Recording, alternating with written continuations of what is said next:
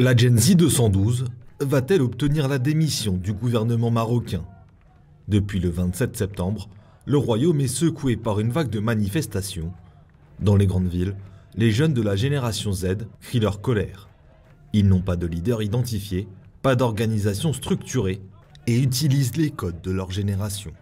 La Gen Z 212, elle apparaît sur Discord, qui est une plateforme numérique, à peu près au même moment que la crise à l'hôpital public d'Agadir, où en fait, au cours des dernières semaines, il y a 8 femmes qui sont décédées des suites de césarienne, un événement dramatique qui a vraiment suscité l'indignation.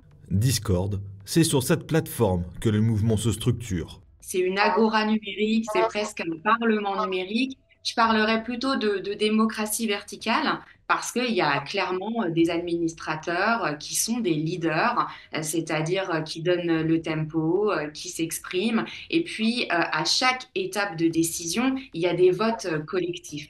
Donc, le process est tout de même assez cadré. Les gens discutent, les gens échangent, les gens proposent. À la fin, il y a des votes. Leurs revendications. Au départ, il s'agissait de dénoncer un système de santé et d'éducation qu'ils jugent défaillant. Désormais, ils réclament la démission du gouvernement du Premier ministre Aziz Aranouch et s'adressent pour cela directement au roi.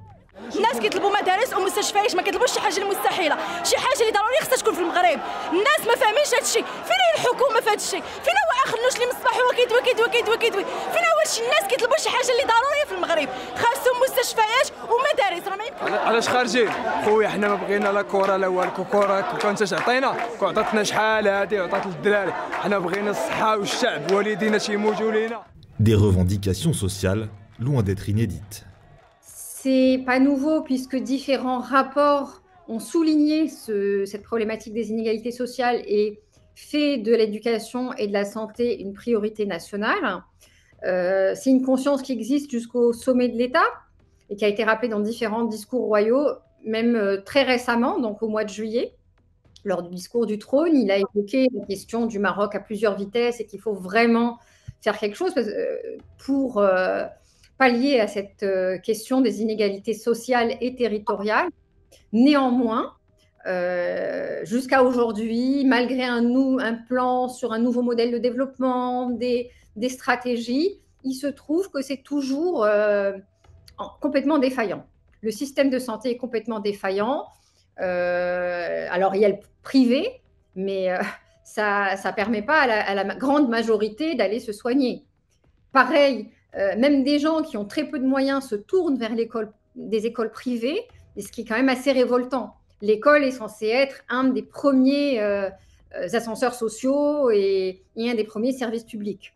Donc les gens sont en droit de s'interroger, et c'était ça les premières revendications. Ce sentiment de Maroc à deux vitesses s'est renforcé ces derniers mois. Le Maroc se positionne de plus en plus comme une puissance régionale. Que ce soit d'un point de vue diplomatique, d'un point de vue économique, une puissance régionale qui se targue d'organiser la Coupe du Monde, la CAN, très rapidement, et ils ont vu sortir de terre en des temps records des stades qui coûtent des sommes exorbitantes. Alors, ils en sont très fiers, hein, ce n'est pas le problème, mais simplement, l'idée qu'on puisse accomplir ce genre de choses en un temps record et que parallèlement à ça, que l'hôpital ressemble à un taudis et qu'on y meurt en y entrant, simplement pour des choses, pour des interventions relativement banales, il y a de quoi être révolté. Et d'ailleurs, les premières personnes à être sorties dans la rue, c'est des personnes qui sont plutôt éduqués. Ce n'est pas ceux qui souffrent le plus. Mais la contestation, au départ pacifique, a pris un tour violent au fil des jours. Au moins 3 personnes ont été tuées lors d'affrontements entre manifestants et forces de l'ordre. Des brigades de gendarmerie ont été prises pour cible, des banques également. Le mouvement prend des proportions beaucoup plus importantes et surtout, ils sont rejoints par ceux qui justement ont beaucoup de mal, eux, à exprimer les choses parce qu'ils n'ont pas les outils. Le jeune qui est au fin fond, qui n'est pas dans une zone urbaine, qui est dans des zones beaucoup plus pauvres, qui est soit au chômage, soit qui a un NIT, c'est-à-dire qui n'est ni en formation, ni véritablement dans aucun cursus, ni en stage. Il n'a aucun horizon. Lui, quand il sort, il ne le fait pas de la même manière. Il le fait avec une colère qui est particulièrement forte et des outils qui ne sont pas les mêmes, puisque forcément, enfin, c'est aussi, je dirais, relié au niveau d'éducation. Quand on n'a pas les mots, il ne reste plus que les mains. La Gen Z, ça a donné lieu dans la rue à des manifestations pacifiques et que je pourrais même qualifier de bon enfant. C'est-à-dire qu'on était vraiment sur des jeunes diplômés, très conscients, très éveillés, qui avaient des pancartes très punchy. Mais à quoi ils se sont confrontés? Ils se sont confrontés immédiatement à de la répression. Néanmoins, le mouvement a décidé de continuer. Donc eux, ils se désolidarisent de la violence. Ils affichent toujours un caractère pacifiste et légaliste, mais on voit bien que le ministère de l'Intérieur lui-même fait une différence entre les revendications et les protestations pacifiques et les phénomènes de casse et de violence. Ils ne font absolument pas d'amalgame. Et en fait, qu'est-ce que disent les gens aujourd'hui? C'est l'heure des comptes. Voilà, c'est l'heure de faire les comptes, c'est l'heure de la reddition des comptes. Donc, les conflits d'intérêts, la corruption, le manque de transparence, ça doit s'arrêter. D'abord quasiment silencieux face à l'embrasement, le gouvernement a fini par réagir, une première fois par voie de communiqué le 1er octobre. Le gouvernement affirme son écoute attentive, sa compréhension des demandes sociales et sa volonté d'y répondre de manière positive et responsable par le dialogue et la discussion, et de trouver des solutions réalistes et réalisables pour défendre les causes de la nation et de ses citoyens. Jeudi 2 octobre, face à la montée de la contestation et des violences, le Premier ministre Aziz Aranouch est à son tour intervenu. كما نؤكد أن الحكومة عبر مختلف الأحزاب المكونة لها قامت بالتفاعل مع مطالب التعبيرات الشبابية وتعلن تجاوبها مع هذه المطالب المجتمعية واستعدادها للحوار والنقاش من داخل المؤسسات والفضاءات العامة وتجدد مرة أخرى التأكيد أن المقاربة المبنية على الحوار هي السبيل الوحيد لمعالجة مختلف الإشكالات التي تواجهها بلادنا وتسريع وتيرة تفعيل السياسات العمومية موضوع المطالب الاجتماعية بما يساهم في تحقيق الطموح المشترك لجميع المغاربة.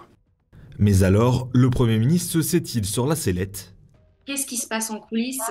C'est très difficile à dire.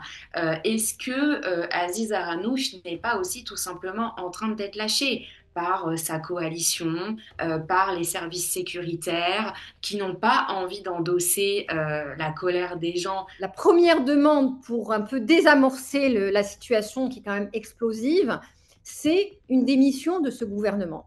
Et en premier lieu, celui qui incarne le plus en fait, et à la fois le mélange des genres politique, business, et qui incarne aussi cette difficulté à communiquer, à être à l'écoute des jeunes, c'est Aziz Aranouch, le chef du gouvernement. Aujourd'hui, tous les jeunes justement font des vidéos de ces prises de parole il y a quelques semaines, quand il a quand même dit « mais les Marocains vont très bien ». Et quand il s'est rendu aussi dans le Haouz, là, dans les zones qui avaient été détruites par le séisme, et où il semble dire que tout va bien, que la situation est sous contrôle. Ces choses-là, on pouvait les dire peut-être il y a 30 ans, quand il n'y avait pas de réseaux sociaux. Sauf qu'aujourd'hui, l'information circule plus vite que les décisions du gouvernement. Et je pense que cette génération n'est pas résignée et a même un petit côté, c'est nous qui allons prendre les choses en main. C'est terminé et maintenant on va gérer sur les réseaux sociaux, notamment TikTok, quand les jeunes voyaient des vidéos du Népal, etc. Ce qui revenait très souvent, c'est s'ils le font, alors pourquoi pas nous? En s'inspirant des mobilisations au Népal tout récemment et à Madagascar où le président André Rajoelina a été forcé de limoger son gouvernement, la jeunesse marocaine a envoyé un message clair. Reste à savoir s'il sera entendu.